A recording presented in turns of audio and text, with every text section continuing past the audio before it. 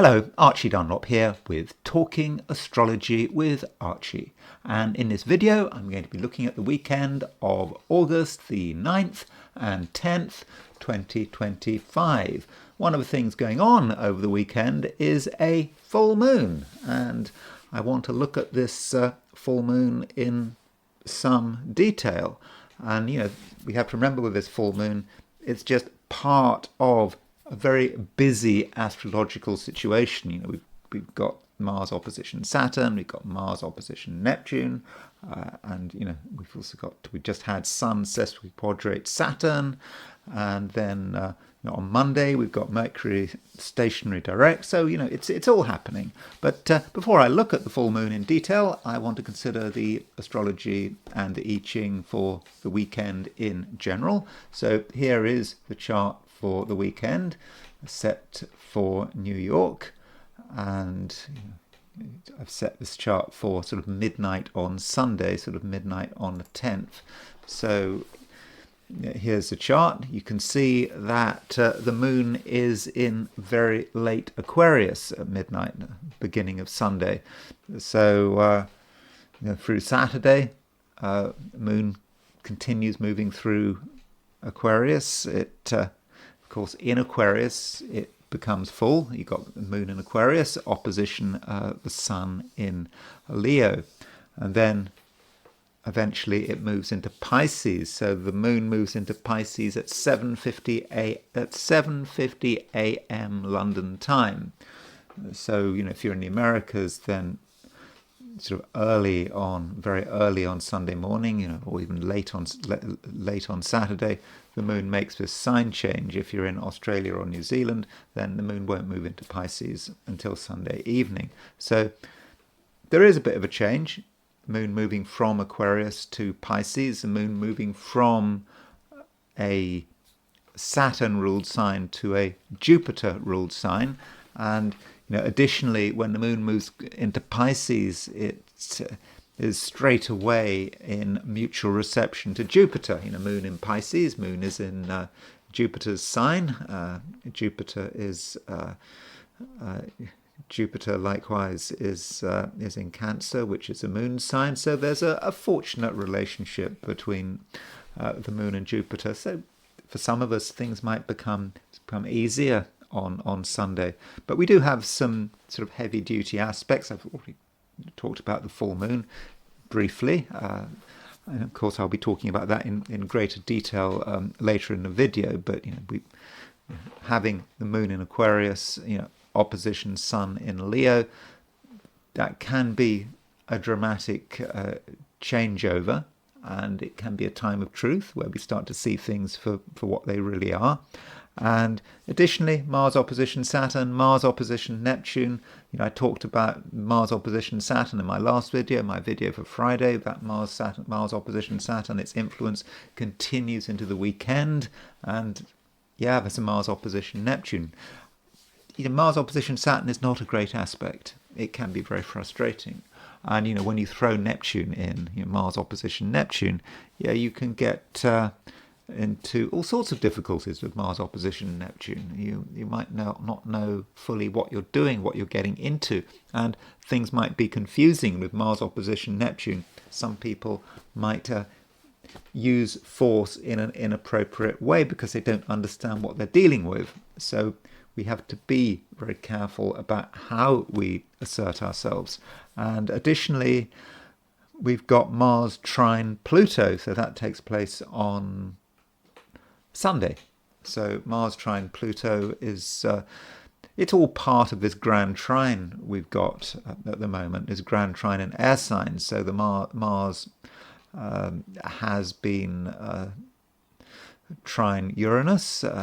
So we had that, I think we had that on Friday, and now it's moved on a bit and it's making a Mars trine Pluto. So a lot of energy there. Mars trine Pluto, we might want to get our way, and we'll perhaps do whatever it takes, but it's a trine. We don't have to use so much force, so much power. Maybe it's easy. Maybe getting our way is easier than we think. And so that's the overall picture, if we set the chart for New York, if we set the chart for Sydney, Australia, then the real difference is the moon. So at sort of midnight on that changeover from Saturday to Sunday, the moon is at 20 degrees Aquarius, so it's still very much in Aquarius, and it won't move out of Aquarius until pretty late in the day. So if you are in Australia or New Zealand, you can probably be of a view that it's a moon in Aquarius weekend until right at the end. So here is the heliocentric chart, putting the Earth at the center of the solar system. I don't know how much there is to report. We've got a Venus-Neptune semi-square. So Venus and Neptune are 45 degrees apart. I mean, that's a relatively minor aspect, and I'm not convinced that we're necessarily going to feel it. I mean, it's quite otherworldly. Might be delusional. Whenever you're thinking about Venus and Neptune, the issue of delusion might well raise its head. But on a positive note, Mercury is making a sextile to Venus. So Mercury sextile Venus is, and this aspect will hang around for a few days, probably sort of into the beginning of next week. And so Mercury sextile Venus, that is a pleasant contact, and it allows us to be easygoing, communicative, creative as well. Don't forget, Mercury Venus is a very creative pair, and if there's something we're good at, we can really make the most of it. Even if we don't think we are good at, if we actually make the effort to do something, to start something off, we might think it's a waste of time, but perhaps Mercury sextile Venus will help us do a good job, do something that is of creative value. So now it's time to look at the 12 signs. So these are my forecasts for the 12 signs for the weekend of August the 9th and 10th, 2025. Aries, you're still feeling the Mars aspects. Mars has got a lot of aspects. Mars, it was semi-square the Sun, and today it's opposition Saturn and it's opposition Neptune. And you're perhaps still getting used to the fact that Mars has changed sign recently. It's moved into Libra.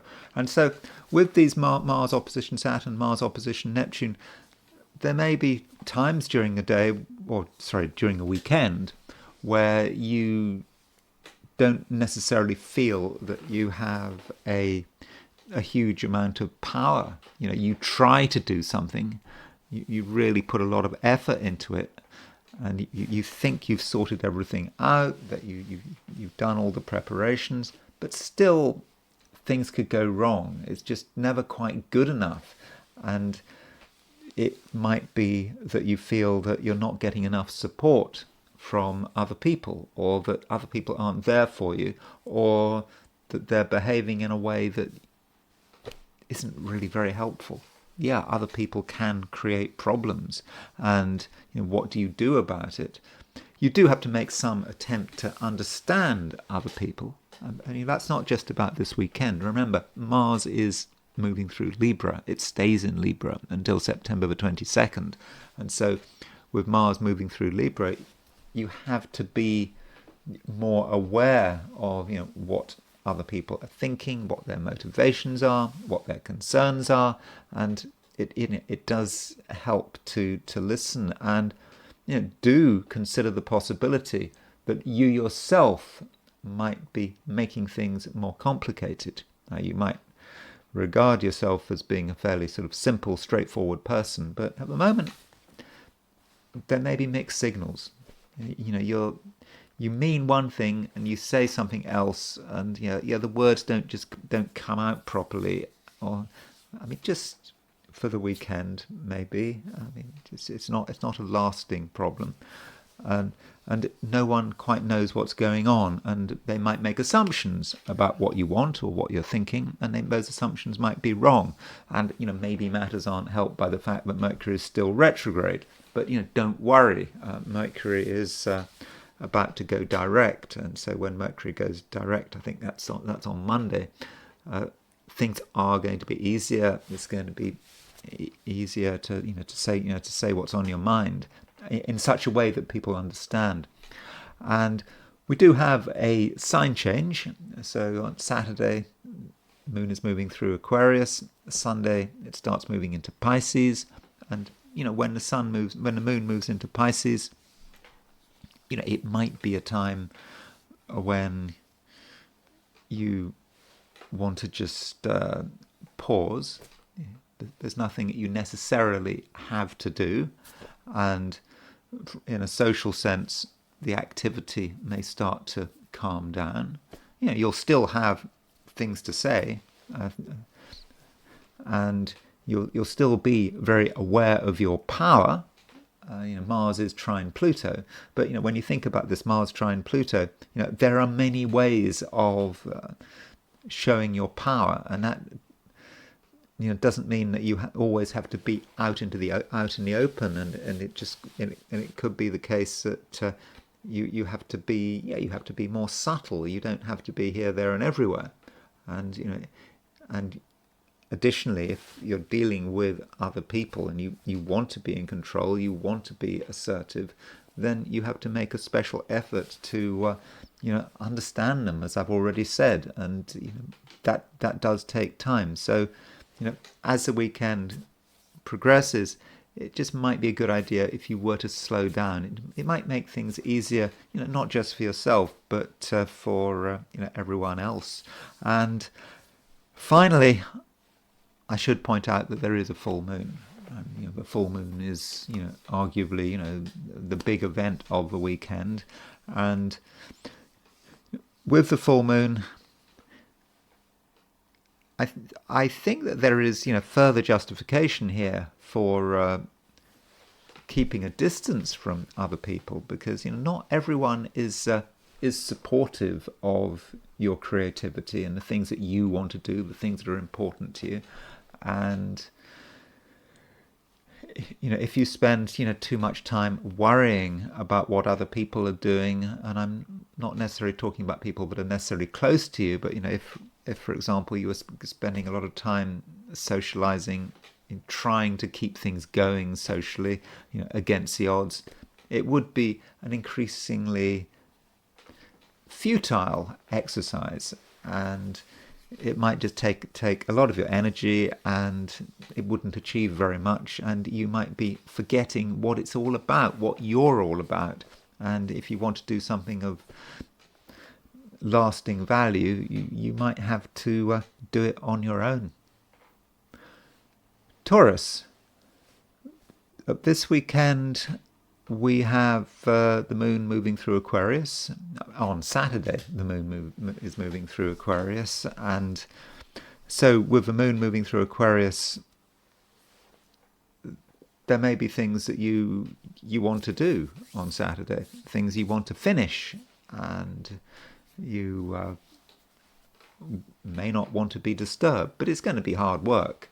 If you really want to continue the week, if you want Saturday to be a continuation of Friday, the odds may be against you, because you may find that you're not getting the support or the help you need, and you're having to do things on your own, but you still think that something has to be finished, something has to be done.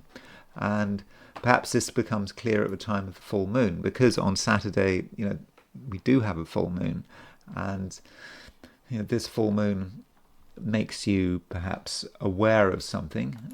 You can see how things really are, and maybe how you relate to your family and your home, and the ways in which your home and family could trip you up. So there are things you want to do, which are important, but other people might have other ideas, and if you have to be thinking about your family all the time, that could be frustrating.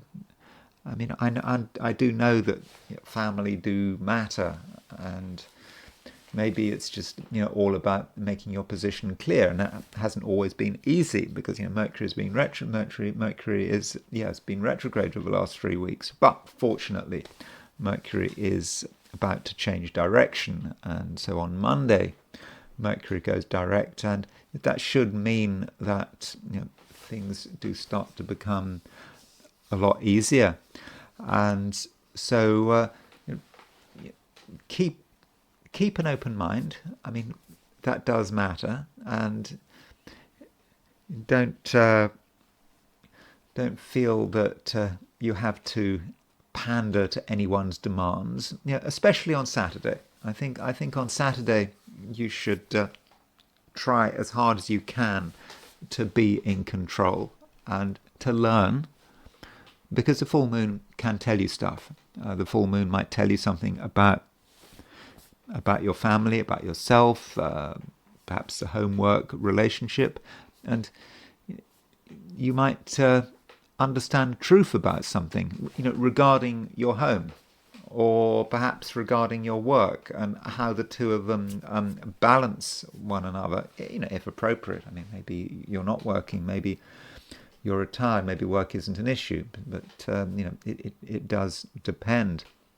And as far as Sunday is concerned, there is a change. The moon is moving out of Aquarius into Pisces, and with a moon in Pisces, you might become more relaxed,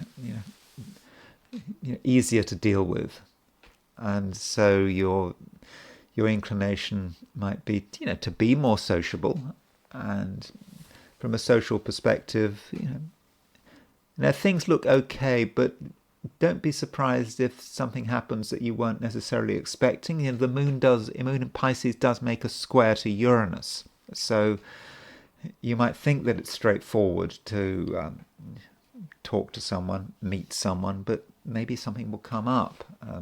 There could be a disagreement, or someone says something you don't necessarily approve of, and it could have a financial side to it, because Uranus is in Gemini, and it's going to be in Gemini for quite a long time, in spite of briefly going back into Taurus later in the year. But so Moon square Uranus, it could stir things up socially, and where there's money there could be a problem, and so ideally you would steer clear of things of a financial nature, especially when other people are concerned. You might think it's all straightforward. You ask for advice, you talk about money, but if you're talking about money, that could create a conflict, even if nothing is at stake. Just hearing someone with a different idea could be a problem, or maybe your ideas aren't always going to go down well. So do think about how you manage that kind of conversation. I mean, conversations about serious subjects in general, and perhaps with your socializing and your meetings with other people, you just keep things moving and keep things light. You don't really want any real seriousness today, or sorry, over the weekend. You just keep moving. Don't dwell on any one subject for too long, because the longer you dwell on it, the more likely it is that there might in the end be a disagreement. Gemini, you are becoming aware of what you can do, and Gemini's can be a sign. Gemini can be a sign that sort of moves all over the place, moves from one thing to another, can have a certain inconsistency to it. It thinks it's going one way, but then it's not. And it's not just inconsistency, it's inconstancy. Just not being able to see something through.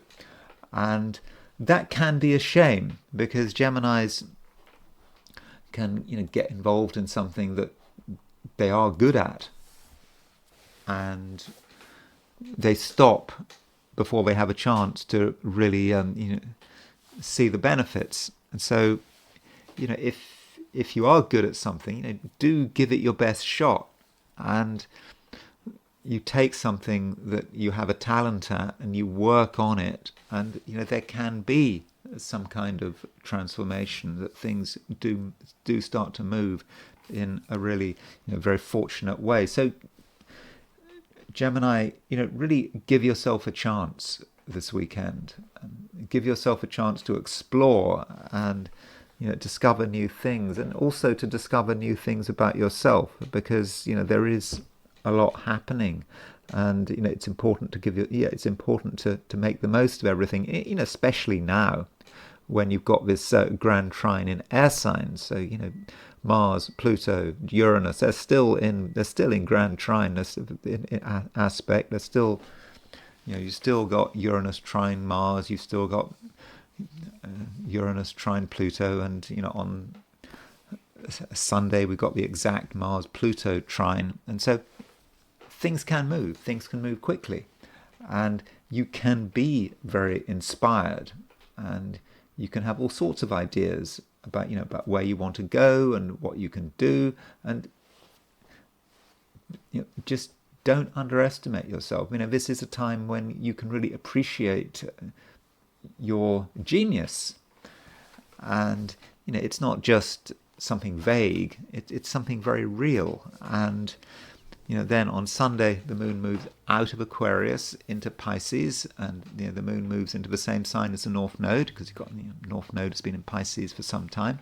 And so as you move into Sunday, I'm hoping that you're going to become more serious and think about what you can do to make an impression. And you might want to think ahead to next week, because it occurs to you that you can really do something important. And so don't underestimate yourself. And when the moon moves into Pisces, it does make a square to Uranus, and this square to Uranus is quite exciting, and it gives you an idea about who you are and what makes you different. And if you want to do something that is different, then I think that's something that you very much can do. And at the same time, when the moon moves into Pisces, it starts making a trine to Venus and Jupiter. And that Venus Jupiter trine, that trine between Venus and Jupiter, okay, you might not feel it until tomorrow, until Monday, but as Sunday progresses, you might get an idea about what is possible. And if you're the kind of Gemini that is very ambitious, and you have big plans for yourself, then the moon making trines to Venus and Jupiter, right at the end of the weekend and into Monday, you may be able to take advantage of it. It's about seeing what is possible, knowing that something is possible, and just making it happen, or starting to make it happen. And additionally, moon trine Venus, moon trine Jupiter, it's quite good sign of financial success. So by the end of the weekend, some Geminis, especially those Geminis who really want to move forward, who do have ambitions, then you can think about money and what you're doing with money, and how you can perhaps make more money for yourself. I mean, even if it is a quiet August, especially in the northern hemisphere, everything starts to close down in August. It's a holiday season, but there are still things that you can do. So if possible, have an active weekend. And yes, on Sunday, some of your ambitions may become very clear, and you may have a chance to actually do something to make the achievement of those ambitions more likely. Cancer. This weekend there is a full moon, and Cancerians can be quite sensitive to the lunar cycle. So you perhaps have been feeling this full moon, as it has become exact, and you've perhaps been watching it in the sky, getting brighter and brighter. And now it's here. And so this full moon is probably not the easiest for you. It's a full moon that could be complicated. It may raise issues that you don't necessarily want to deal with. You don't have to deal with them, but if you're sensitive to what's going on, it just might occur to you with this full moon that things are potentially quite complicated. They are not necessarily too easy to understand, and you have to give it time. And so that might be a realization, the realization that things aren't necessarily straightforward. You had hoped they were going to be straightforward, but this full moon is perhaps demonstrating to you that they are not, and that can be good to know. And when you see that, if you were to just take things at face value, were to assume that everything would just go to plan, then you could get quite frustrated and annoyed. But if right from the beginning you're just aware that things aren't easy, that perhaps certain relationships with other people aren't as simple as you'd hope they would be, and you thought that some ordinary transaction, maybe relating to money, was just going to be very clear, simple, no one was going to play games, and now you're seeing that nothing is straightforward. And that shouldn't be a problem, because when you're dealing with complications, particularly if those complications have an emotional nature, then Cancerians can be very good at dealing with the situation. They just know, they just understand it, and so that's part of the issue of the weekend. We also have a opposition between Mars and Saturn, and we have an opposition between Mars and Neptune. So Mars aspecting the Saturn-Neptune conjunction. That's another reason why you might feel uneasy.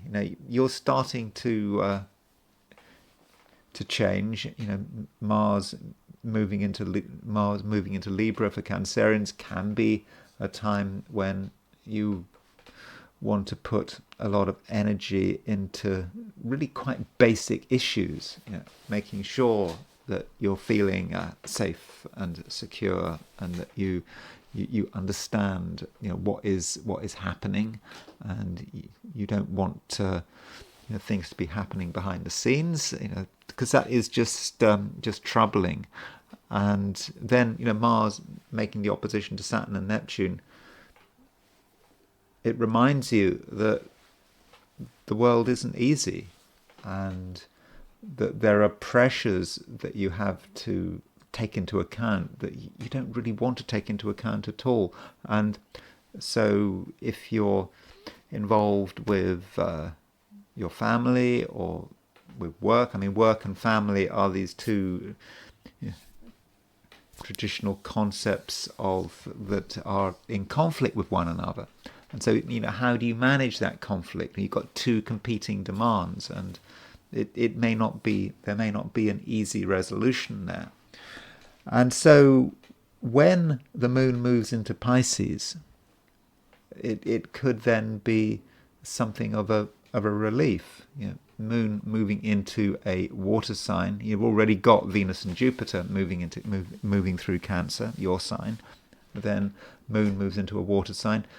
Things become easier, and this movement, it takes place on Sunday. Well, it takes place at 7:50 a.m. in London, which would be sort of right at the beginning of Sunday if you're in the Americas. And so with the moon moving into Pisces, you have a better understanding and appreciation of what is happening, and things do become less complicated. Though the moon does make a square to Uranus, and that moon square Uranus, there may be a point on Sunday where you're just not sure about what is happening, and you may feel very confused, and you may not immediately appreciate the moon moving into Pisces. But the moon as it moves through Pisces, gets closer and closer to a trine between Venus and Jupiter. So on Monday, Venus and Jupiter are exactly conjunct, and that's really good. And probably by the end of a weekend, you're starting to feel that Venus-Jupiter conjunction. You know, some of the chaos, some of the various concerns that you might be experiencing start to sort of dissipate, and you can start to see a possibility, and it may occur to you that the universe is actually supporting you. And with a moon moving through Pisces, if you can have a somewhat spiritual and detached view, that would help. But when I say detached, I don't mean emotionally detached. Your emotions are powerful with the moon moving through Pisces, and I think that you can sort of use your emotions in a constructive way.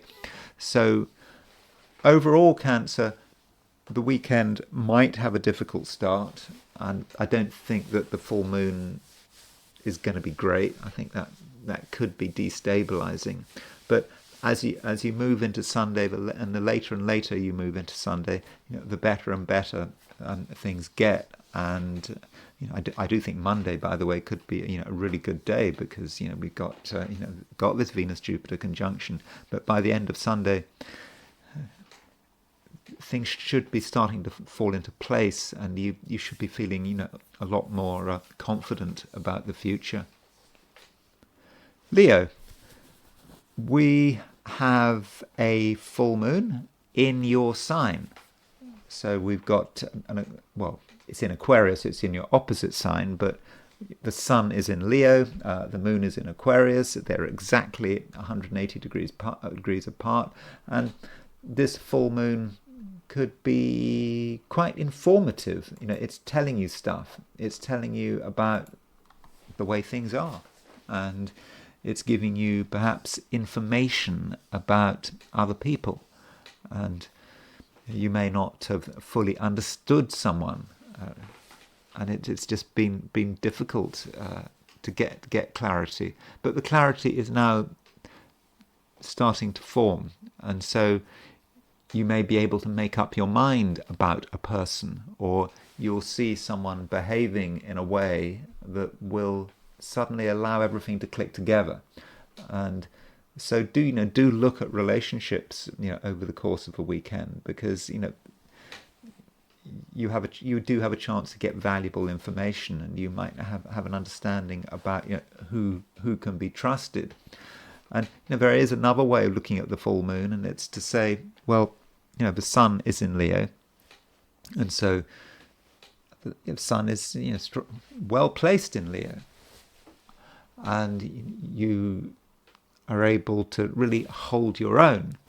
But that doesn't mean to say that you've got everything sorted out. And so with a moon opposition sun, that might represent something coming in from the outside, someone making their influence felt. And to begin with, you might not be especially happy about it. You might want to reject what someone tells you or what someone does.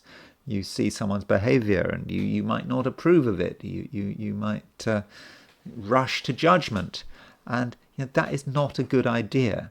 You have to perhaps consider that you haven't got everything sorted out. You don't have all the answers, and if you're open-minded, then I think that you would you'd very much benefit from the situation. And also be open-minded about yourself and what your brain is producing. You do have an active brain over the weekend, and you're coming up with all sorts of stuff.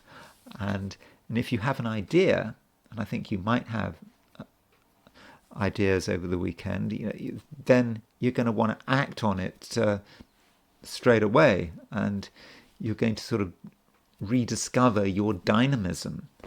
And the question is, how do you go about it? You don't want to be crazy about it.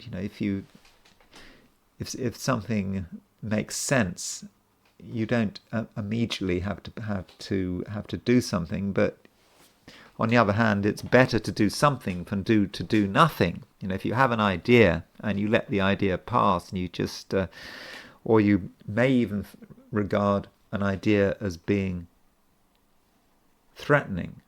So you might think you've got everything sorted out, you've got everything set up, and you see something new, and it appears to contradict you. It's telling you maybe you've got something wrong. Maybe you're not quite as ready as you thought you were. And the easiest approach might be to just dismiss the idea, to dismiss your own inspiration, and dismiss your own cleverness even.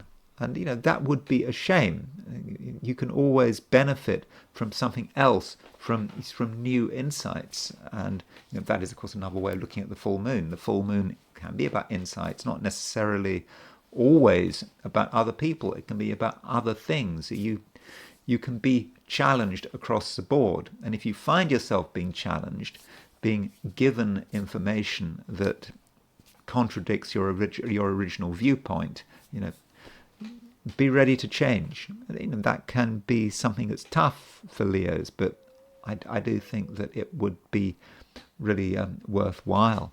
And finishing with relationships, well, I've already said there's a full moon, and a full moon can give you valuable insights about another person. And you might have been developing ideas about someone, but it hadn't really made sense. But now with a full moon, the truth is available. That doesn't necessarily mean, though, that you will take that information, but it's there for you. Take it or leave it.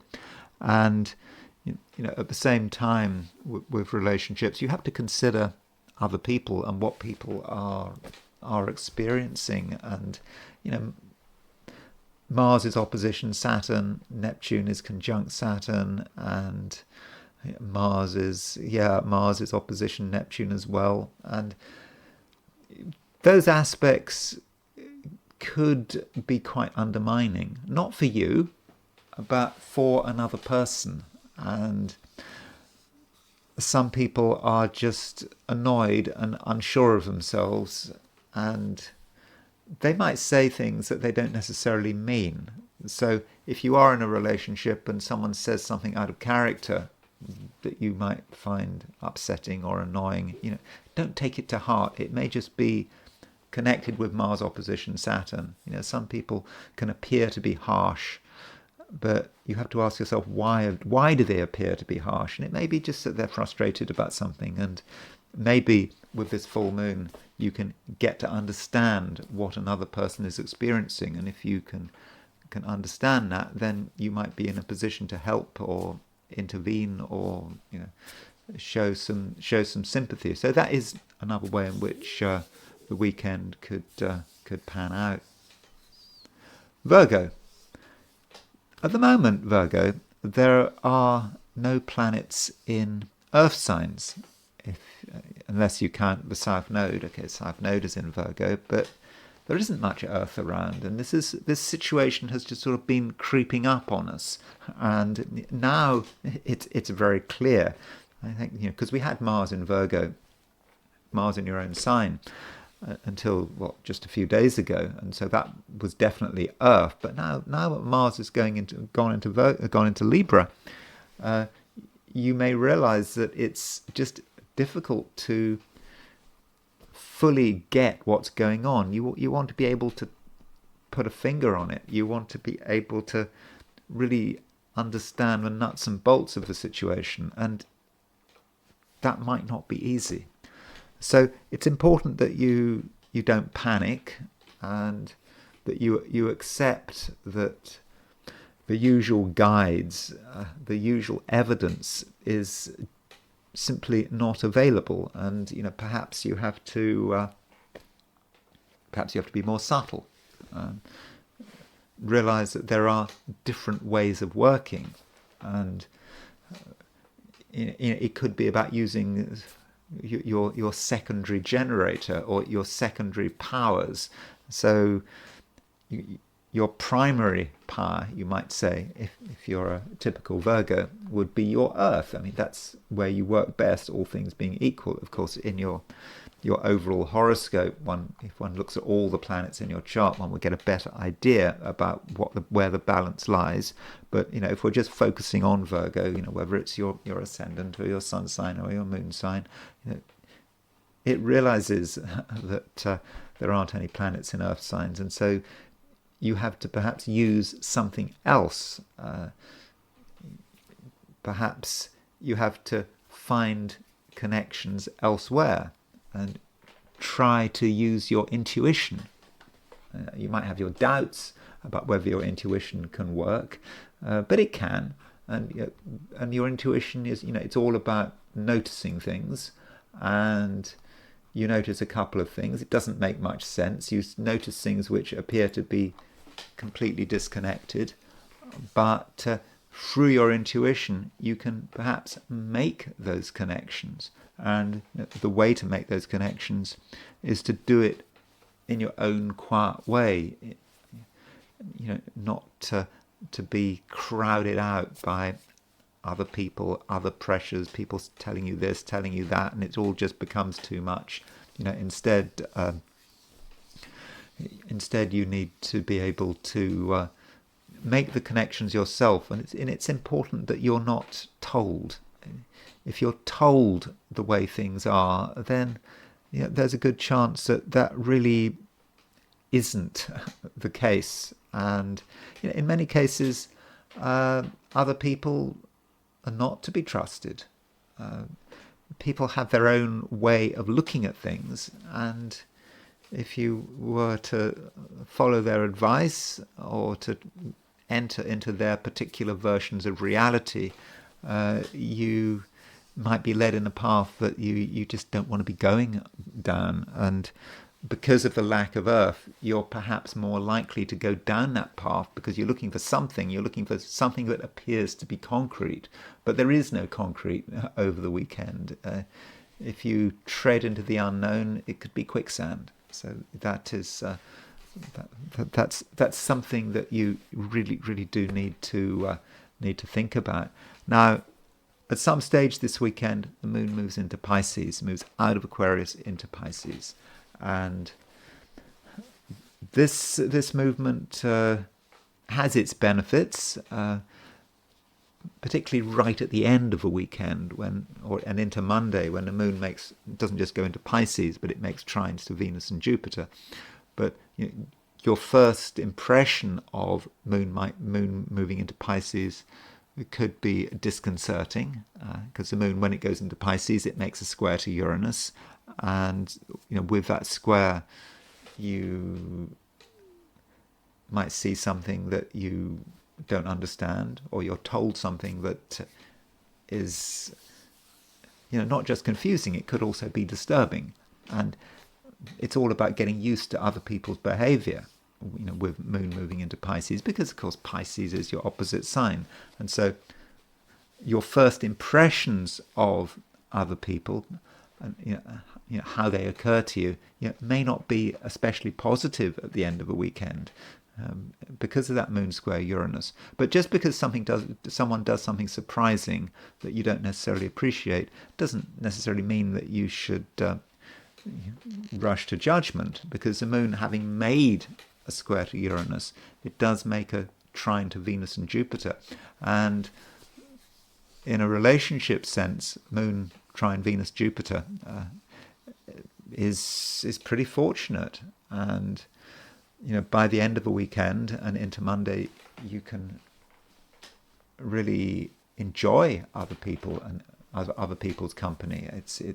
It doesn't have to be exciting, but you can see people in a new light, and you understand that they can be sympathetic and sensitive, and they can be appreciative of your various needs.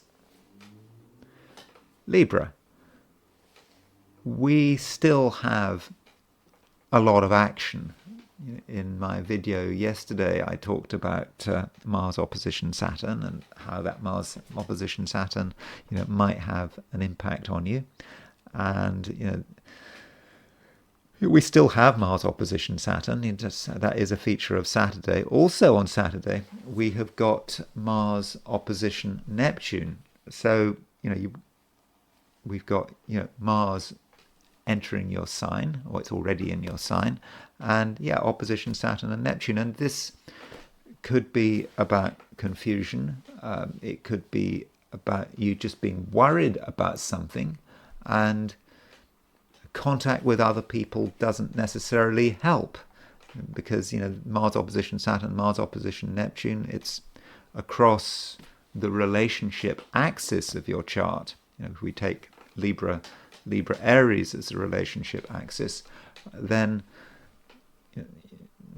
it could be that you just feel you could be confused. You might not fully understand what people are saying and what they're trying to say, and you might also come to the conclusion that some people are either trying to frustrate your progress, or that they're trying to confuse you. And the question is anyone really deliberately trying to confuse you? Not necessarily. Some people, they don't really know what they're doing.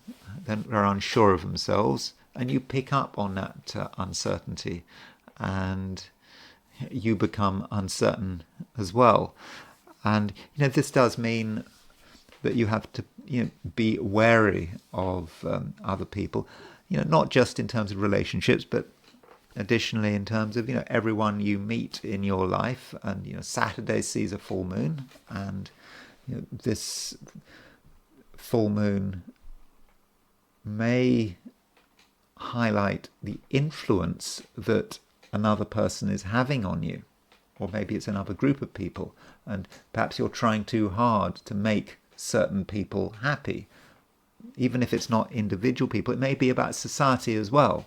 It could be that you're very aware of societal pressure, and the problem about societal pressure is it can be in complete contradiction to your own individuality, and perhaps you have been forgetting about your individuality and what makes you special and what your unique contribution is, and maybe you need a reminder.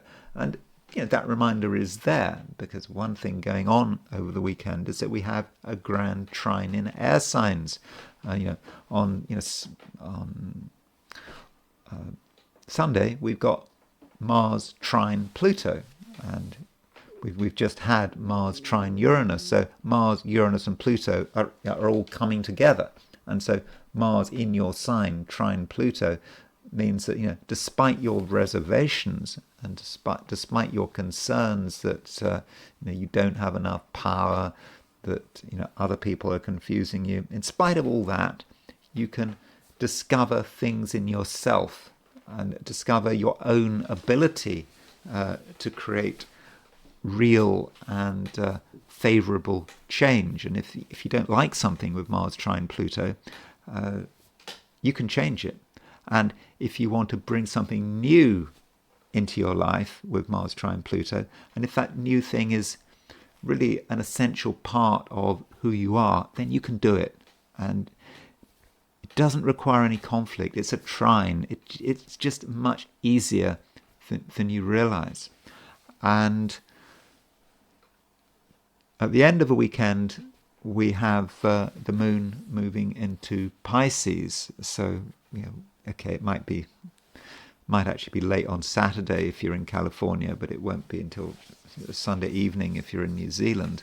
But with the moon moving into Pisces, moving out of Aquarius into Pisces, that perhaps allows you to start to sort things out.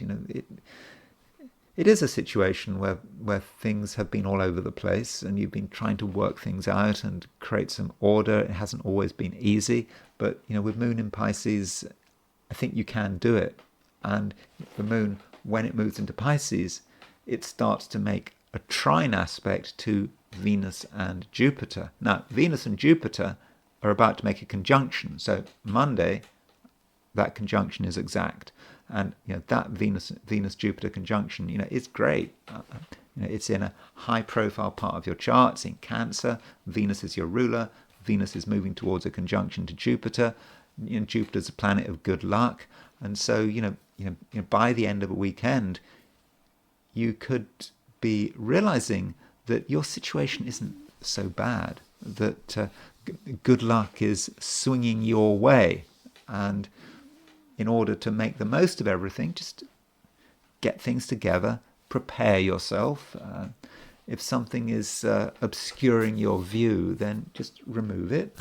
If you're tripping up over garbage, whether it's physical garbage or emotional or psychological garbage, you can clear it out with moon moving into Pisces, and then the moon makes that trine to Venus and Jupiter. Could be very late on Sunday, could be into Monday, but that's going to really allow you to sort of get things together, and potentially to get things together in really a very practical way. So Libra, this weekend may not always be easy, but by the end of a weekend, you're going to find that you're able to start to sort of organize things, and at the same time, you'll be aware that once you've done the necessary organization, you'll be creating a path for yourself where you can be increasingly fortunate, and it does all set you up very nicely for the new week. And Monday is going to be a great day, and in my horoscope for Monday, I'll be talking about that. Scorpio, Mars, your ruler, continues to be in the spotlight. It's opposition Saturn, and it's opposition Neptune. So that Saturn-Neptune conjunction, which has been with us for some time now, it does affect you personally. And so what is a Saturn-Neptune conjunction about? Saturn-Neptune is about potentially trying to make sense of something, and you can't make sense of it. At least to begin with, it just seems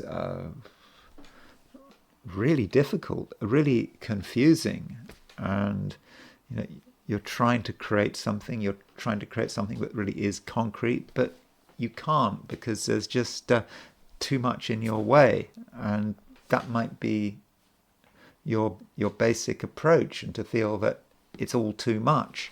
And Mars opposition Saturn is a really frustrating influence, and then you throw in Neptune as well, and where do you put your energy? What do you do?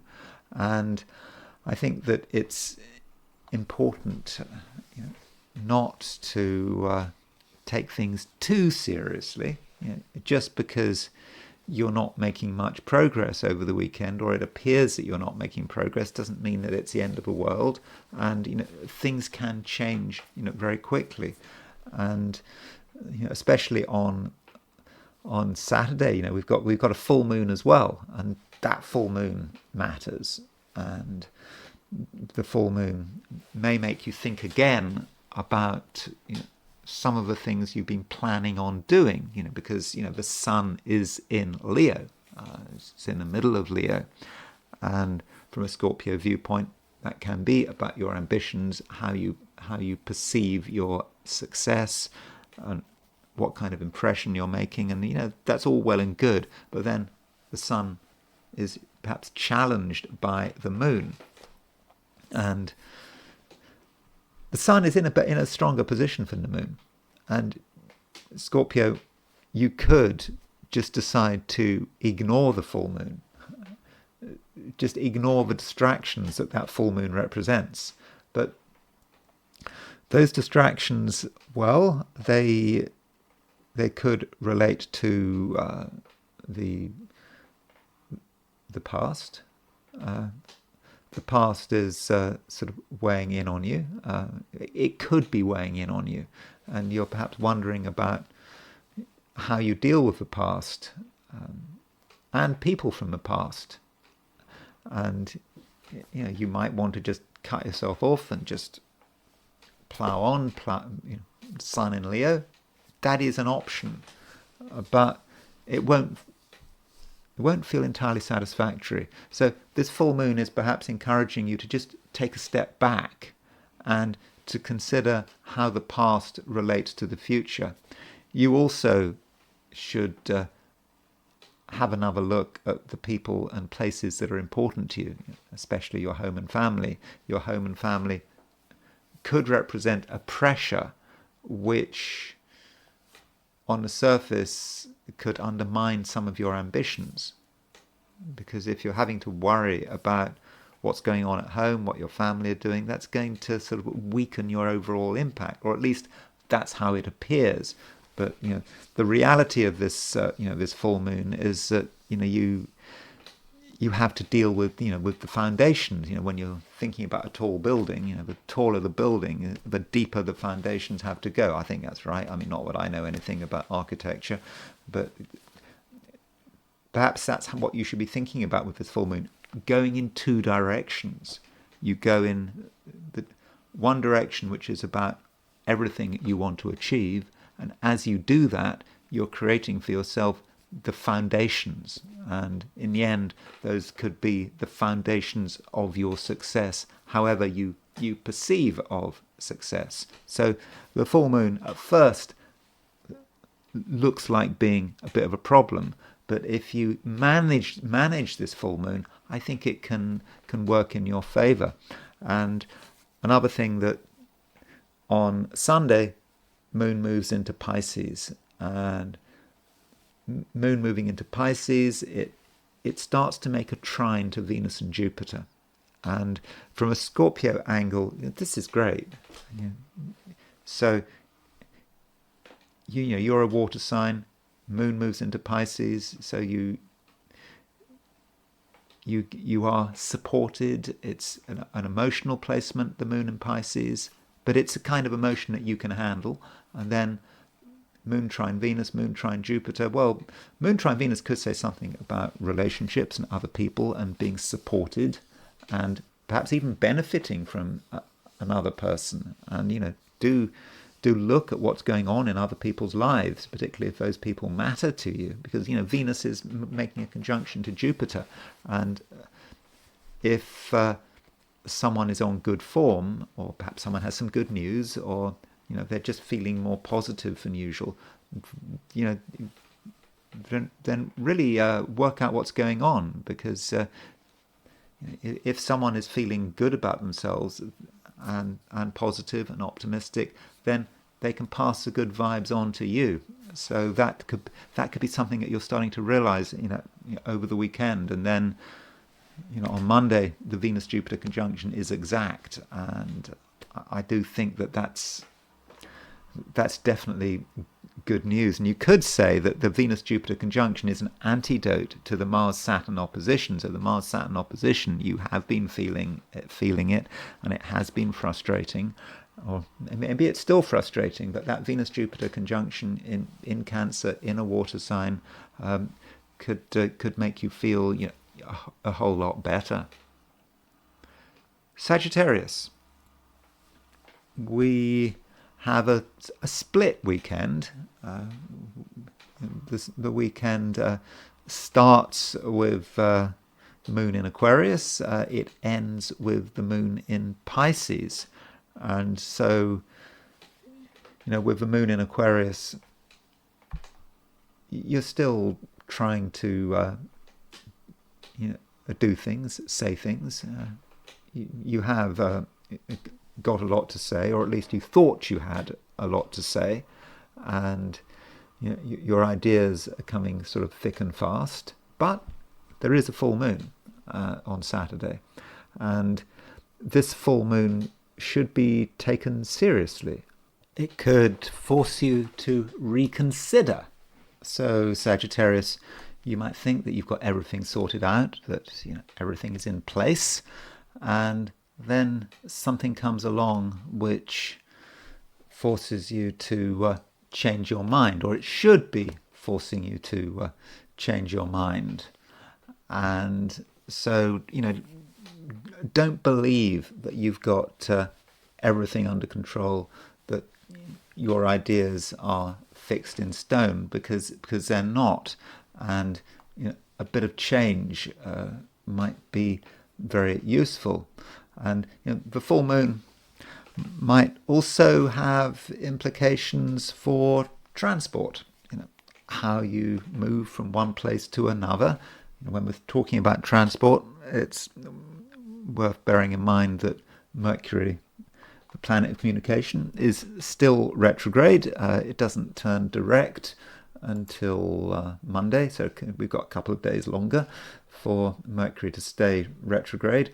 And so full moon could make you think about how you are moving from one place to another. And as you travel, there might be a few sort of realizations, and it might occur to you that something maybe could be done better. Now, the moon does change sign, so the immediate phase of this full moon, or at least the part of the full moon where it's at its most powerful, where we really experience it, is when the sun is in Leo and when the moon is in Aquarius, because Leo and Aquarius are two signs that are opposition one another. But the moon, when it moves into Pisces, sort of the immediate impact of that full moon is over, and the moon may go into Pisces as early as Saturday evening if you're in California, but if you're in Australia, it might not be till Sunday evening. So it kind of depends where you are.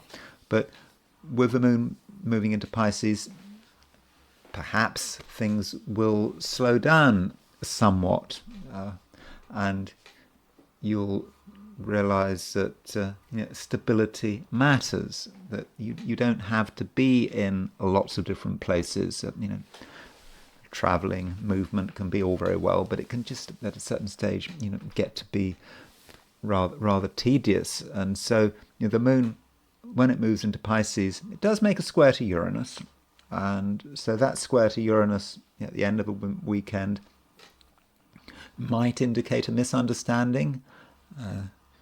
You misunderstand what someone is saying, maybe they misunderstand you, but I think that moon square Uranus is quite a short-lived aspect, and then the moon continues moving through Pisces, and then it makes an aspect to Venus, it makes a trine aspect to Venus and Jupiter.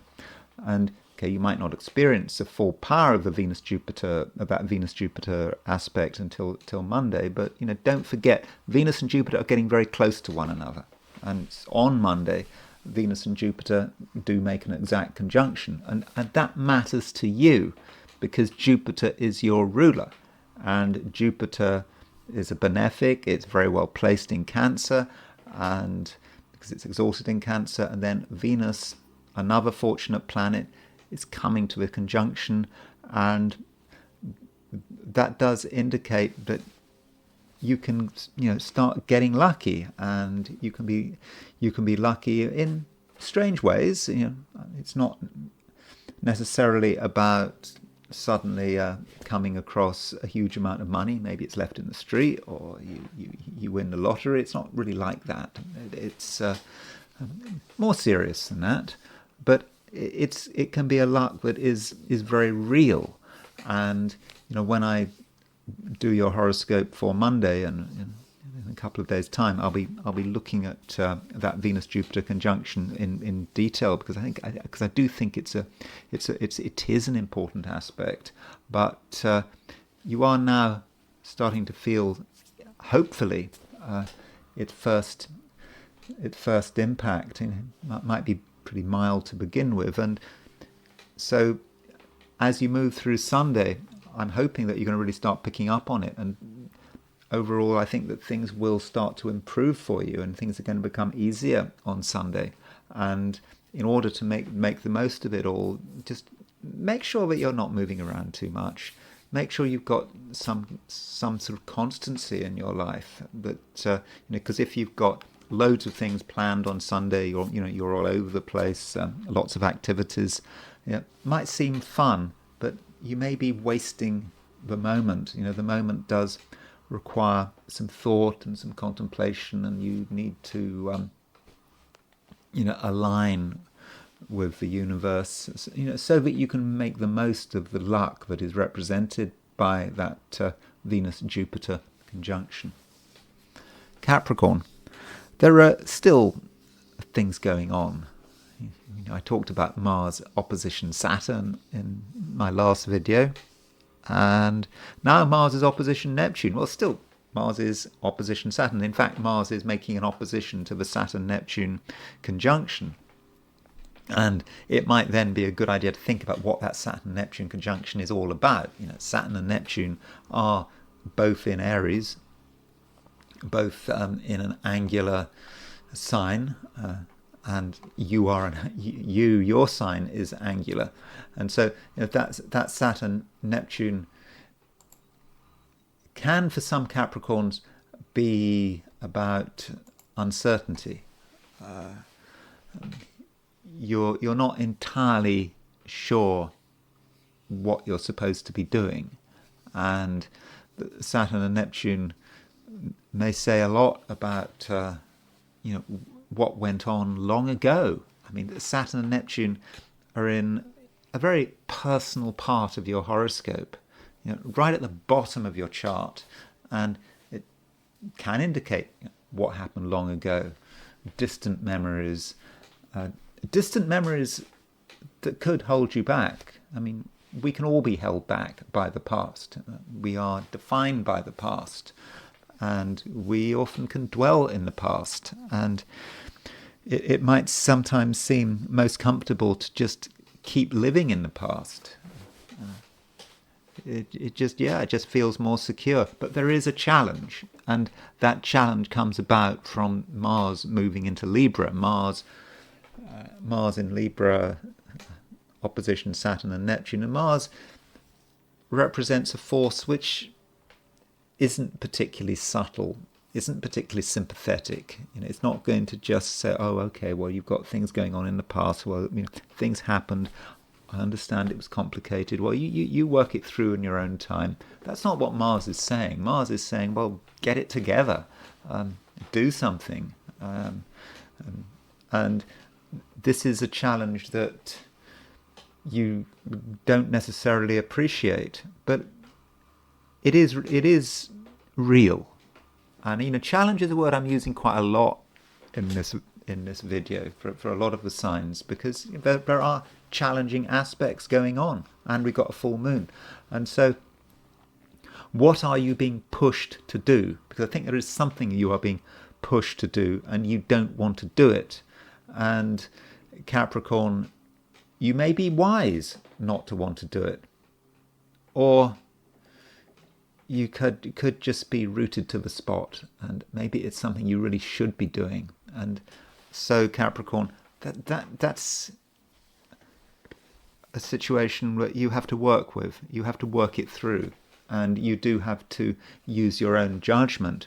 And we also have a full moon. So Saturday sees a full moon, and this full moon is not necessarily very easy. It's a full moon that could have a financial dimension. I mean, it's across the financial axis of your chart, and it could be that when it comes to money, you've taken something as being quite complicated, and you perhaps have thought it was so complicated that you didn't really want to ask questions about it. It might be some scheme or something that you've signed up for long ago, or it could be something contractual. I mean, it could be a legacy in certain situations, but you hadn't really wanted to touch it, and you didn't really want to think about it. There were other things to worry about, and now with this full moon, you're maybe being forced to think again, and you perhaps have been just looking the other way for too long, and now you have to accept that something needs your attention. And what are you afraid of? Maybe you're afraid of the truth, and the truth is there. It's sitting there. Maybe the truth is sitting there in some document, but you haven't been bothered to read the document. And as soon as you read the document, the truth will be obvious. Now, the moon does change sign, and the moon does eventually move out of Aquarius, and it moves into Pisces. And that sign change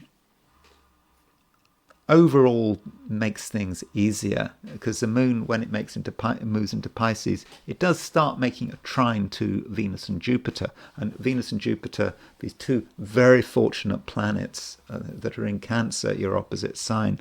And so, by the end of a weekend, you may be starting to feel the moon move to this trine of Venus and Jupiter. And how are you going to feel it? Well, you may feel it by noticing other people and noticing other people's behavior. Perhaps you haven't been thinking about people, you'd been thinking about yourself. When you consider the people you're in touch with, you may be pleasantly surprised. People are there for you. And this isn't just about Sunday. It's about Monday as well, because on Monday, that Venus-Jupiter conjunction, in Cancer, in your opposite sign, that aspect, is exact, and so that can say something about all the ways in which you can benefit from other people being there. So it's important in the end, maybe not on Saturday, but by the end of a weekend, it's important, Capricorn, that you don't regard yourself as being alone. There is a lot of support available for you, if you need it. Even if you don't need it, it's good to have other people around you. And certain people are, are able to come up with the goods, and they can brighten your life if you give them a chance. Aquarius, it's full moon time, and this full moon is important to you. It has to be important to you because it's an Aquarian full moon. Moon in Aquarius, opposition the sun in Leo, and so it's hitting a really quite critical part of your life and your chart. That's what I meant. And okay, critical. I mean, I don't want to exaggerate. I mean, you get an Aquarius full moon every year, and this full moon probably highlights other people, the many relationships you're in, or maybe it's not many, maybe it's just one relationship, or it could be no relationship, but we all have relationships of one form or another. And this full moon, it does give you access to the truth. I mean, that's one thing we can always say about full moons. They are about seeing how things really are. And we might not like what we see, but the truth is in front of us. And so it's important that Aquarius, that at the moment you are completely honest with yourself. You don't fall prey for delusions, and you accept who people are, and maybe you accept their strength. It can be difficult to accept that you might be in a weaker position than another person, or perhaps that someone else holds all the cards, and that might be a realization. But that's not necessarily a bad thing, is it? Sometimes a person could be in a strong position, and we can benefit from that. I mean, it's good to have strong people around us. I mean, if we're in conflict with someone, then again, it's good to know that we're at a disadvantage. So, be honest about, the various power relationships that might be turning up at the moment, but might be, or rather, might be becoming very clear right now. And if you're honest about your situation, it just makes it so much easier for you to take effective action. And yes, it's possible that by associating with strong people, that some of this strength can rub off on you. So don't be too proud. Aquarius is the opposite sign to Leo, and so Leo can represent Aquarius's shadow, the pride that Aquarius refuses to recognize. But you have it in there somewhere, and that's why when you look at every sign, always look at the opposite. If you're an Aquarius, there is a Leo, trying to get out somewhere. There's some lion. Maybe it's behind a rock, it's in a cave, but it's there. And maybe with this full moon, you need to release your inner Leo, and it's okay to have some pride, and it's okay perhaps to be ever so slightly arrogant, and certainly to be aware of that arrogance. And if we deny that we're arrogant, then that can create all sorts of problems, because then arrogance becomes an autonomous force outside our control. And additionally, Aquarius, I should point out that the grand trine is still very much in operation. Sunday sees a trine between Mars and Pluto. Mars is already trine Uranus, so Mars, Pluto, Uranus, they're all together this weekend. They're all acting in perhaps unison, and so this does give you access to a huge amount of power which it's not immediately obvious. And it's not the kind of power that might allow you to win in a competitive situation. It's not that kind of power. It's just an awareness of what you can do, and perhaps what you're being set up to do, because you have a destiny. The universe expects you to do something, and if the universe expects you to do something, the universe will then give you the resources with which to do it. And this grand trine in air signs does perhaps represent the resources. It's all available for you. So do take it. Do try to understand what you're meant to be doing. Pisces. The moon will eventually move into Pisces this weekend. But that is towards the end of a weekend. On Saturday, the moon is in Aquarius. And, with the moon in Aquarius, you may not feel that there's anything in particular that you want to do. In fact, it just may be best that you stay out of trouble. Saturday, it probably won't be an especially easy day. On Saturday, you've got Mars opposition Saturn, you've got Mars opposition Neptune, you've got Moon opposition Sun. Well, of course, Moon opposition Sun is a full moon. So Saturday is a complicated day, for all of us. It's not just you.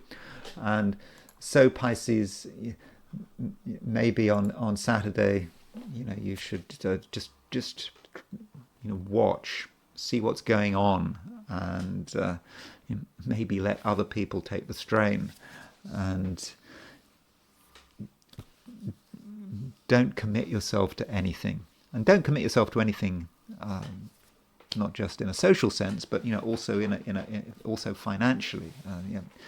Because Mars opposition Saturn, Mars opposition Neptune, it could create some financial confusion, and so money matters should probably be left alone.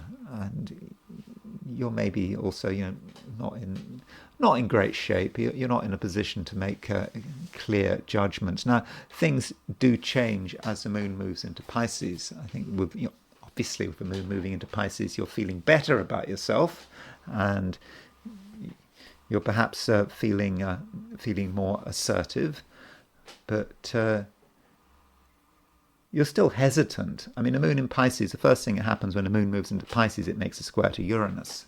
And so you might think, with the moon making a square to Uranus, that things are just going to get more difficult. And that could represent moments of uncertainty, moments where you feel that things aren't very stable. Perhaps it's just something going on in your home, or something your family are doing that doesn't make sense to you, that creates doubts. But that moon square Uranus is a passing aspect, and what's perhaps more important is the fact that the moon, when it moves into Pisces, starts making trine aspects to Venus and Jupiter. And so when the moon moves into Pisces, it's not just making trine aspects to Venus and Jupiter, it's in mutual reception to Jupiter, because moon and Jupiter are in each other's signs. And so with moon in Pisces, you will, as Sunday progresses, start to feel quite good about yourself. And if you'd had any doubts or fears, they will start to calm down, and you'll start to see what is possible. And with the moon trine Venus and Jupiter, as you move into the new week, as you move into Monday, that will allow you to not just be yourself, but you're going to be able to sort of come over as someone who is warm and sympathetic and approachable, and people are going to like you, and you won't have to do anything in return. It's not like you have to be on best behavior if you want people to like you. No, there are no expectations. And as you move into the new week, you can be yourself, and you can enjoy yourself for sure, and you can certainly benefit from other people's company, and relationships should prosper. So things are starting to work right at the end of a weekend. So don't assume as you move into the weekend that that things are difficult, that things will stay difficult. They won't. Once you get into Sunday, and particularly late on Sunday, when the moon starts making those trines to Venus and Jupiter, things are going to start to work. Things are going to start really sort of moving for you. And when I do your horoscope for Monday, I'll be talking in detail about what it means for this conjunction to be working its way into your life. This conjunction between Venus and Jupiter, and this Venus-Jupiter conjunction in Cancer, very nice sign for that conjunction to take place in. It is a great aspect, and I think that it really can work for you. And those are my forecasts for the 12 signs. And now it's time to look at the weekend from the viewpoint of the I Ching. So I asked the question, what is the weekend going to be like for those watching the I Ching section of this video? And the first hexagram I got was hexagram number 26, which is the taming power of the great. And the taming power of the great seems to be coming up quite a lot recently. And taming power of the great is about everything that is trying to control us. Sometimes we need to be controlled. The great perhaps represents us, represents what we are trying to do, what we are trying to achieve. And it's good to be great, but sometimes we need to hold back. If we try to do everything at once, then it may not work out. Or perhaps we just got too much power for our own good. And we do need to hold back, and we need to think about all the things that could hold us back. And the past might be holding us back. If we think about what we were told in the past, and we relate it to the present, then it might occur to us that we shouldn't necessarily rush ahead, because the old wisdom is the right wisdom. And so that's one way of looking at it. It could just be circumstances. We're ready to go. We feel we're ready to go, but circumstances are holding us back. So there's a lot of self-discipline here as we move into the weekend. Lots of things, and of course, lots of things are going on astrologically over the weekend. It is a full moon. Got Mars opposition Saturn, Mars opposition Neptune, and these are difficult aspects that need to be taken seriously, and they could be restraining, what we do. Now, as far as the moving lines are concerned, the third line moves, and the third line moving indicates that we are in the process of doing something. We might, be trying to tame ourselves, but we're involved in something. We are moving forward, and the third line can represent sort of wild forces that are out of control, and it sort of has equine connotations, as there is a horse moving forward. Where is this horse going? And the indication is that we and the horse are on the same wavelength, and so there is definitely danger here with the taming power of the great. We are getting ourselves into a dangerous situation, but that doesn't mean to say there's a problem. We can rely on the horse. The horse will take us through, and the horse is not an entirely wild element. It does have some sympathy with us, and then the fifth line moves, and we keep going, and whatever was holding us back, it starts to fall away. So this taming power of the great, the taming power, isn't very long lasting. In the end, it relents, and we are able to move forward. And there may be moments of danger, but I think we're going to be able to get through.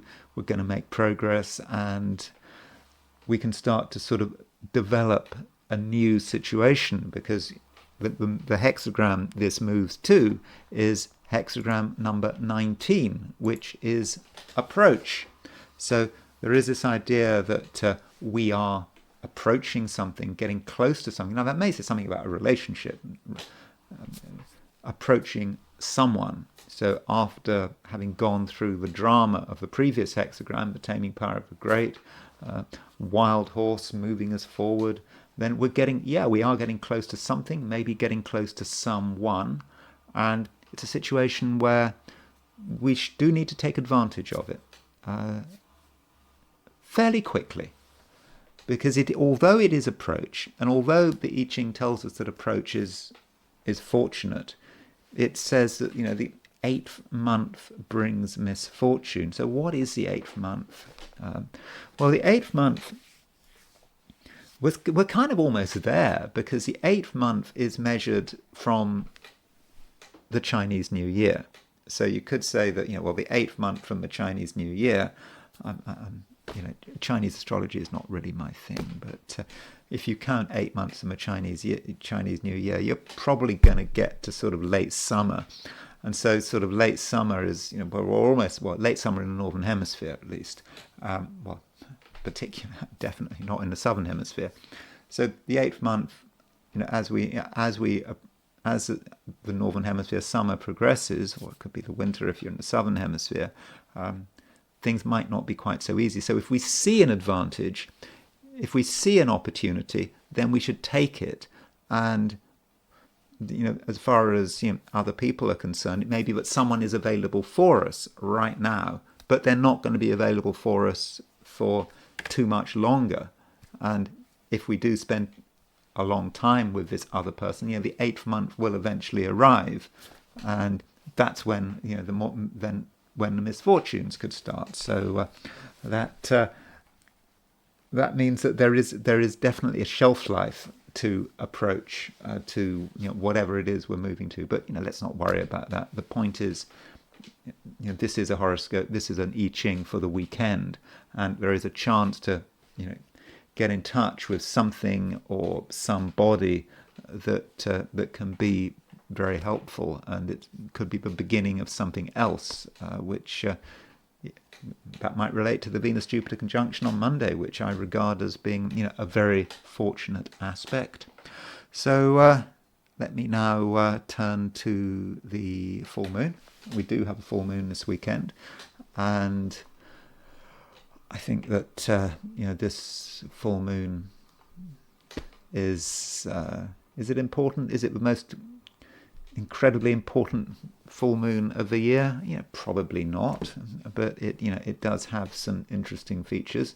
So as far as this full moon is concerned, let's just look at the chart of the full moon. So here it is. So it's a full moon which is at 17 Aquarius.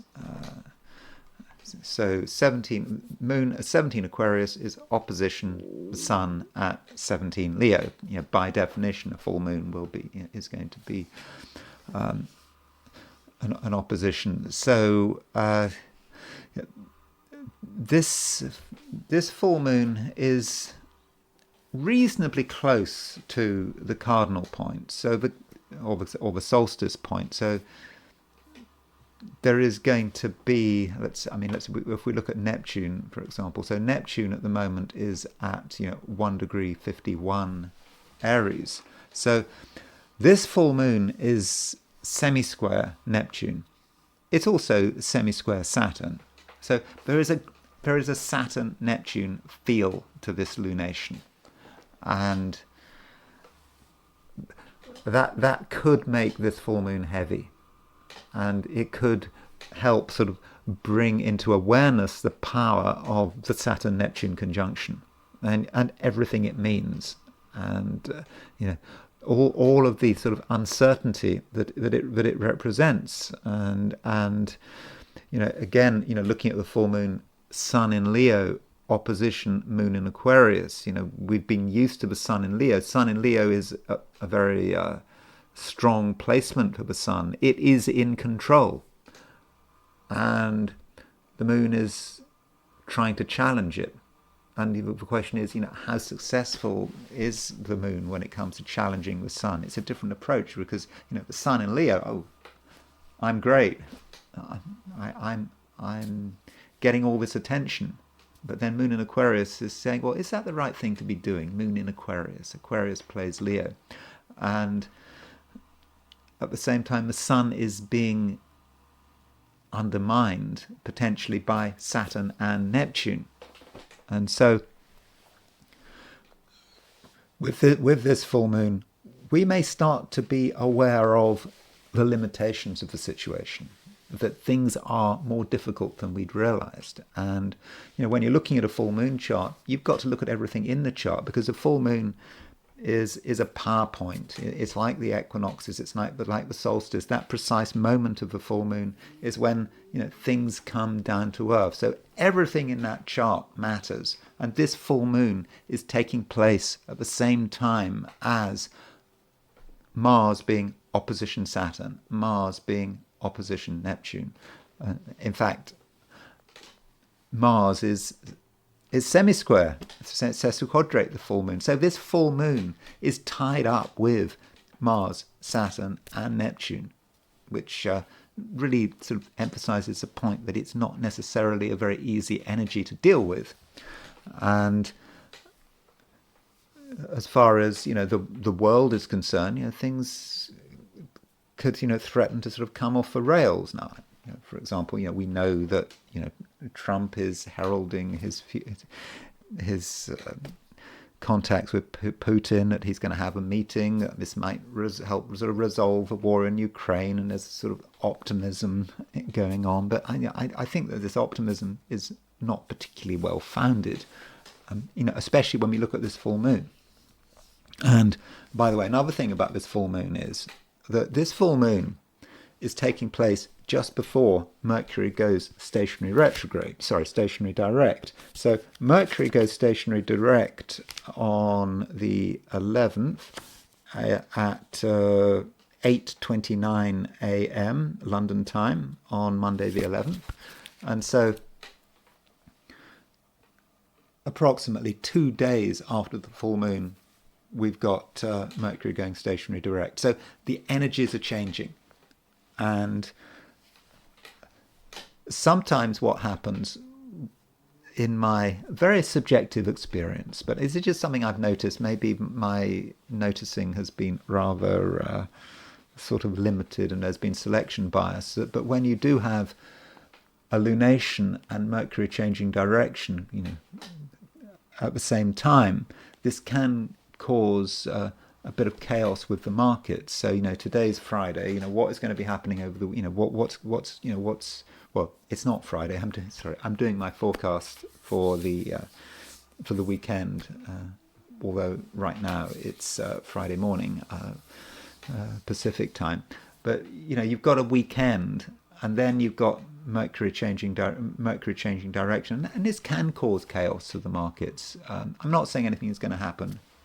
I mean, I do always sort of, when I talk about finance and markets, I then go and say, oh, well, this channel is for entertainment purposes only. Well, I have to say that, don't I? Because I'm not in the business of making financial forecasts, and I don't want people to do anything financially on the basis of what I say, because, making financial and stock market predictions on the basis of astrology is really difficult, and so often we know one can get it wrong. And I know there are people out there who claim to be very successful at it, but I am very wary about it. But still, we've got two big changes. We've got the lunar cycle changing, the moon moving from waxing to waning, and Mercury going stationary direct. So we've got the lunar cycle changing as well as the Mercury cycle changing, and they're coming together quite close together, and so chronologically at least.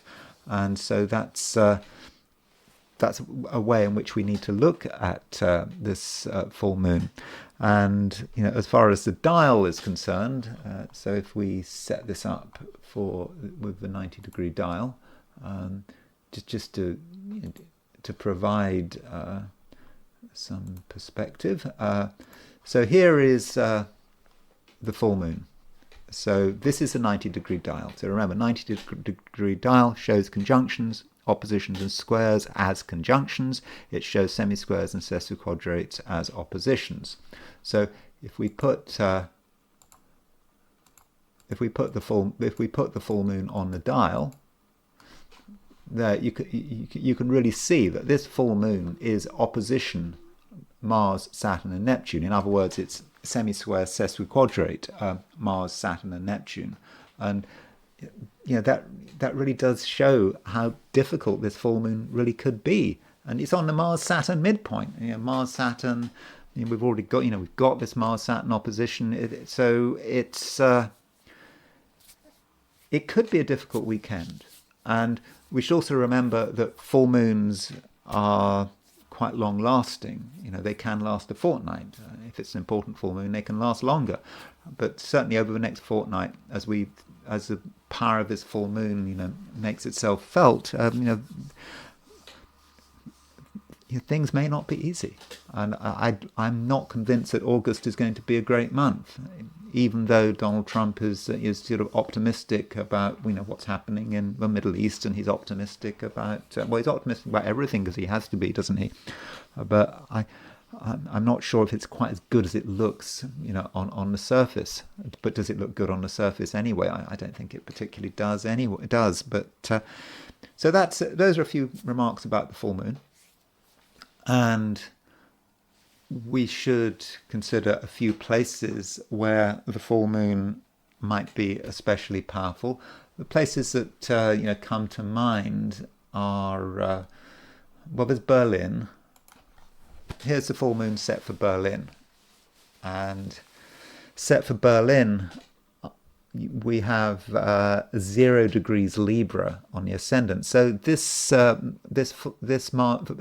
moon has Mars and Saturn exactly on the ascendant. So you've got Mars rising, you've got Saturn on the descendant. So it looks like quite a tense full moon for Germany. I don't know how that's going to manifest. As always with Germany, one worries about Ukraine, but one also worries about the economy, and one worries about the pressures that Germany is under. So Berlin is a place to be looking at, though, as I also like to say, is that astrocartography, this approach to astrology of putting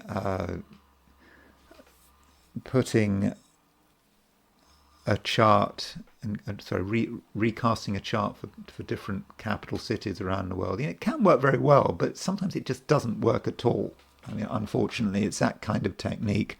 And we might also want to set it for New York.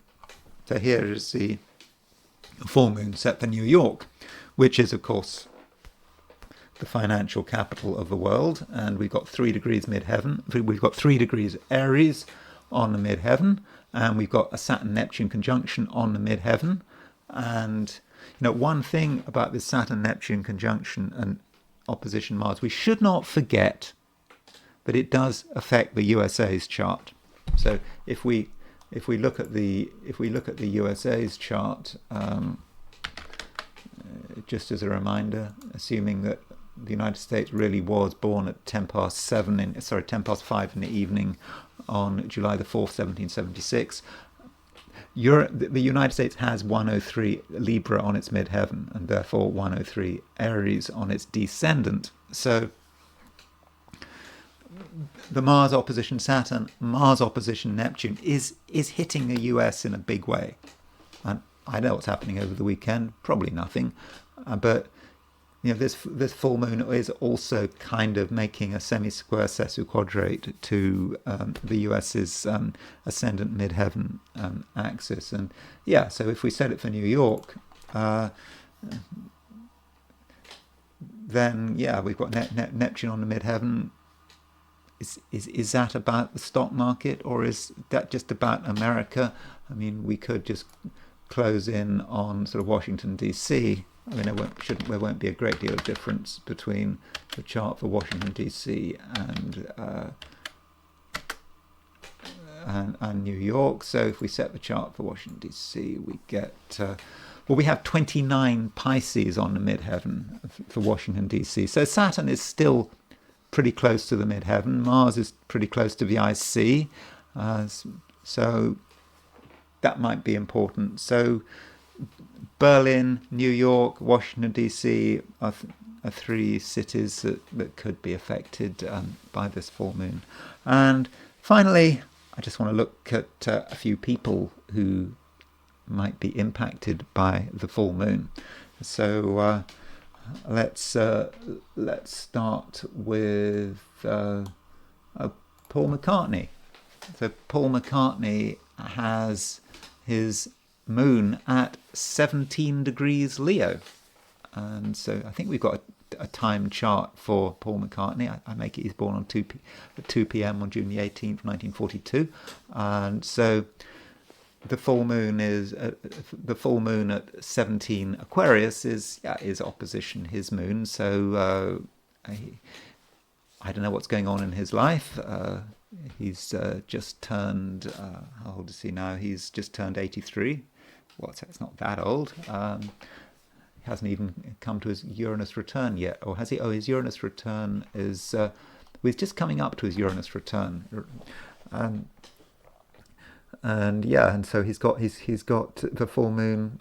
I'm not saying anything bad is going to happen. I'm just pointing it out that maybe he'll do something. Obviously, he has to be careful with a full moon on his moon, but if you're interested in Paul McCartney, I thought I had to say something. And Vivek Ramaswamy, we haven't heard so much about him recently, and it's his birthday. So happy birthday to Vivek Ramaswamy, who was at one stage considered to be a possible candidate for the US presidency. A lot of people think that Vivek Ramaswamy is great, and Vivek Ramaswamy, as far as I know, he's currently trying to run to be sort of governor of Ohio. I haven't really considered how successful he's likely to be, and his sun is at 17 Leo. So his birthday is on Saturday of the weekend, and so I hope he has a great birthday. But with that sun at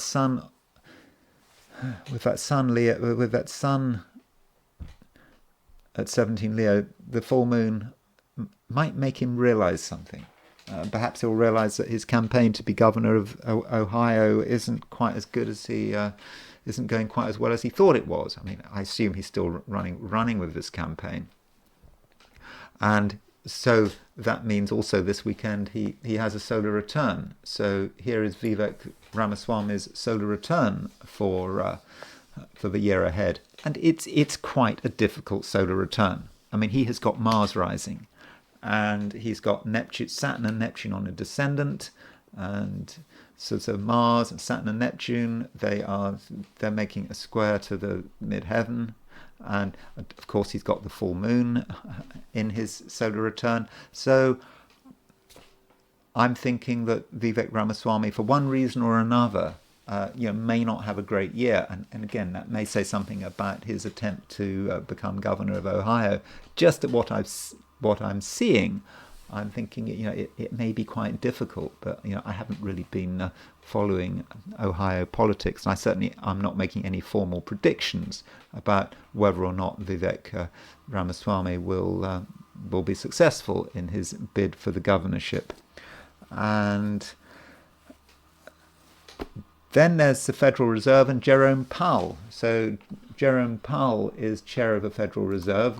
We know that Donald Trump wants him to go because he's not reducing interest rates, or doesn't seem to want. In the end, he might have to, but he's being a bit slow on interest rates. Too slow for Donald Trump's liking, and Donald Trump, I think, would quite like to get rid of him. And with Jerome Powell, we don't have a time of birth for him, but we do know that he's got the sun at 15, 16 Aquarius. He's got Mercury at 16, 17 Aquarius. So this full moon is on Jerome Powell's Sun-Mercury conjunction, and he's also got Neptune semi-square his Mercury. So maybe this full moon is the end for Jerome Powell. Maybe it marks a moment where Jerome Powell realizes that he can't continue as chair of the Federal Reserve, or rather, he's decided perhaps that it's just too much for him. I think with Jerome Powell, he does want to have his place in history. He wants to be the person that saves the American economy, or was responsible for saving the American economy, and he obviously wants to be the new Paul Volcker. But with Jerome Powell, I'm just never convinced by Jerome Powell. I just don't think that he's a particularly effective federal chair. He's not very dynamic. It's all about being data driven, and the full moon, I don't think, does Jerome Powell any favors. Crossing the Atlantic, there is Alice Weidel, who is one of the leaders of the AfD, this right-wing party in Germany. And she was born on February the 6th, 1979. I don't have a time of birth for her, but she does appear to have the sun at 17 Aquarius. So Alice Weidel is definitely hit by this full moon. So it hits her sun, it hits her Mercury, and this may say something about what she has to deal with as leader of the AfD. I know that there are attempts afoot in Germany to ban the AfD because there are claims that it's just too right-wing, that it's far-right. We have to be very careful using the term far-right. What does far-right actually mean? I think it's just best to say that it is a right-wing party, and she has a lot to deal with, and perhaps this full moon she'll have some realizations about what is possible, and perhaps what is coming, and it might be about attempts to ban her party, and what does she do about it? So there is perhaps work for her to be done, and don't forget that her sun in Aquarius is square Uranus in Scorpio. So she's got a sun Uranus square, and this full moon does activate it. And I want to finish with the Zelenskys, both of them, Vladimir Zelensky and his wife Olena. So his wife Olena Zelensky, don't have a time of birth for Olena Zelensky, and she was born on February the 6th, and that means that Olena Zelensky, if I've got that right, Alice Weidel and Olena Zelensky do share the same birthday, although Olena Zelensky is 1 year older, exactly 1 year older than Alice Weidel. And so Olena Zelensky has a sun Uranus square at 17 Aquarius, and so the sun could represent the men, could represent the men in her life. So, she is an Aquarius, and she's married an Aquarius, her husband Vladimir. And so that sun in Aquarius really does represent her husband, does represent the president of Ukraine. Of course, there is a view that he's not really a proper president of Ukraine because his term has finished, and so there is a view that his term is now pretty sort of illegal. At least that is the Russian view, and so this full moon could be seen as a major development in her husband's life, and could be the end of something, or something is becoming obvious. It's reached a certain stage, and then Sun square Uranus. So her Uranus is being hit by Saturn and Neptune by sesquiquadrate, and so is her Sun to some extent, and so she's under pressure, and I'm inclined to see that Sun as a projection, because what probably her fortunes is very much wrapped up with her husband's fortunes. And then there is Vladimir Zelensky's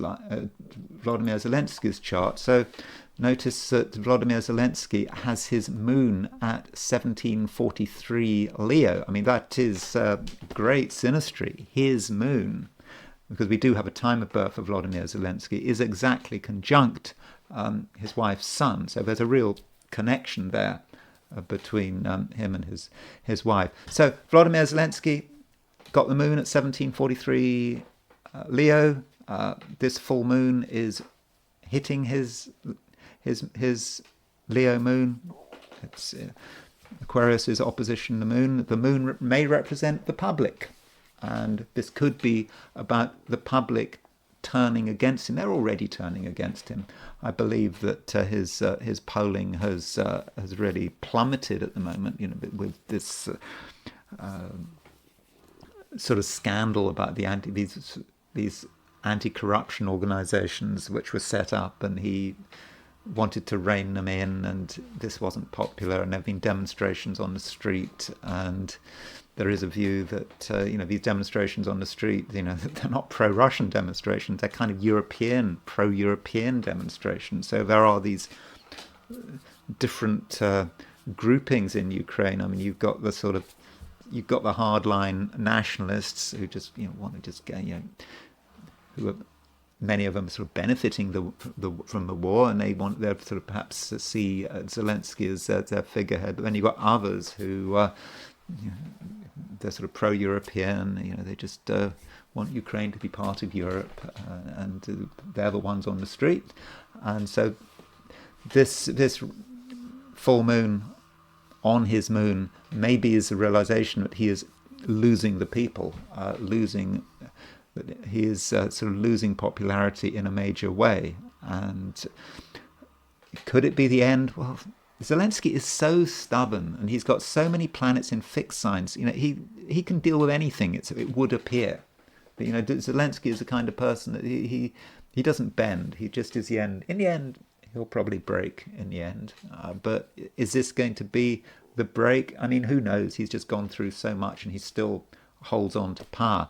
But the fact that this full moon impacts both Vladimir Zelensky and his wife, it impacts their marriage, them as a couple.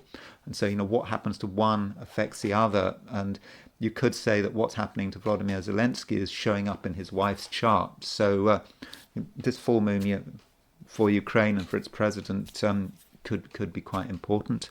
And that's it. That's all I'm going to say for this weekend. I hope you enjoyed this video.